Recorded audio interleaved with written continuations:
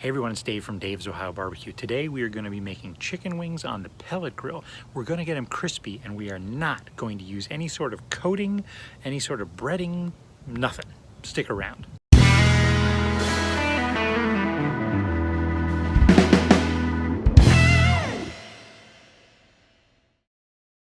So there are a ton of videos out there about how to get chicken wings crispy on the grill, right? Because, you know, when you go to the restaurant, you buy, some buffalo chicken wings, they're usually fried off in a deep fryer, and that's how they get the skin to get crispy. Some people use baking soda. They coat the skin of the chicken with baking soda, and that raises the pH and dries it out so that when you grill it, it tends to get a little bit more browning on it. You have a little bit of a baking soda taste to that, and some people just don't want to use baking soda. I've also seen people use cornstarch. It almost works like a breading. Yeah, you put the cornstarch on there, it helps to dry out the skin, helps to make it a little bit crispy, but then you also have that cornstarch flavor to contend with. What I want is I didn't want to add any extra starch, any extra carbs, any extra anything to chicken wings. I just wanted, crispy chicken wings without the junk on it. And I don't have a deep fryer, and I'm not about to go, heat up a big old pot of oil in my house to make some chicken wings.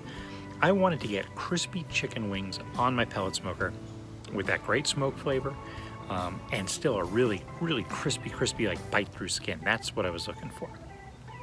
So first thing you need to do is you need to kind of treat the chicken wings. I buy my chicken wings frozen. I think they sell these big old 10 or 15 pound bags at Costco. They're great. I keep 2 in the basement freezer. That way anytime me and my son, are in the mood for chicken wings, I can whip out a bunch. But when they're frozen, you gotta let them defrost. So first thing I do is I get out a big cookie sheet, and I've got these wire racks. They sit, about a quarter, ½ inch above the cookie sheet. Put some paper towel down on the cookie sheet just to absorb some of the moisture. And I lay out my chicken wings in a single layer. Put them in the fridge and let them defrost, a couple days ahead, or you can leave them out on the counter if you're okay with that and just let it defrost. That's the first step. Any juices or anything that kind of drip off the chicken, any frozen ice, anything like that, they're going to get absorbed into the paper towel, and it's going to help dry out the chicken. Once the chicken's defrosted though, or if you're starting with just plain old defrosted chicken, I still like to keep it on this wire rack, and then I like to salt my chicken wings. Okay, that's all I'm putting on most of these to begin with here. So I'm just going to salt top and bottom. The salt helps to kind of draw out some of the moisture. It eventually gets drawn back in, but it also helps to dry out the skin a little bit.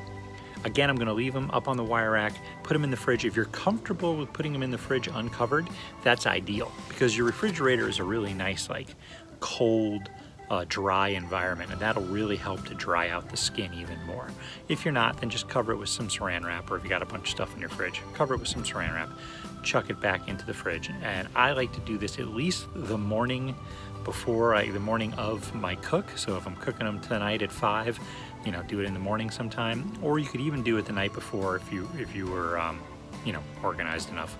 Once these things have time for the salt to absorb, it's time to start smoking them. Now, a couple ways you can go.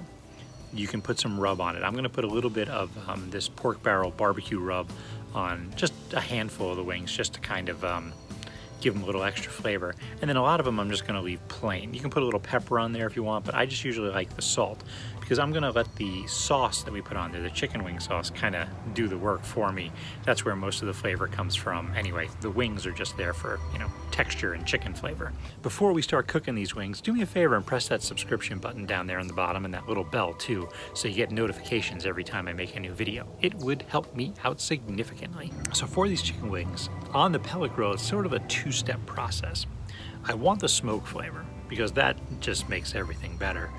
And I also want the crispiness. So for the first hour of this cook, I am going to have my smoker at 250 degrees, and I'm just going to let it smoke. I'm using hickory pellets today, and I'm just going to let it go and just kind of absorb that smoke. That's going to do nothing for the skin.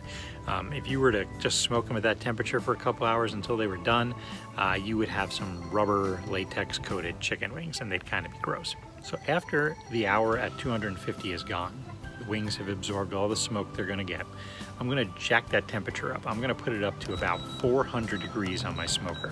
I really want, to start cooking the outside of these things. But there's another step I like to do in addition to that.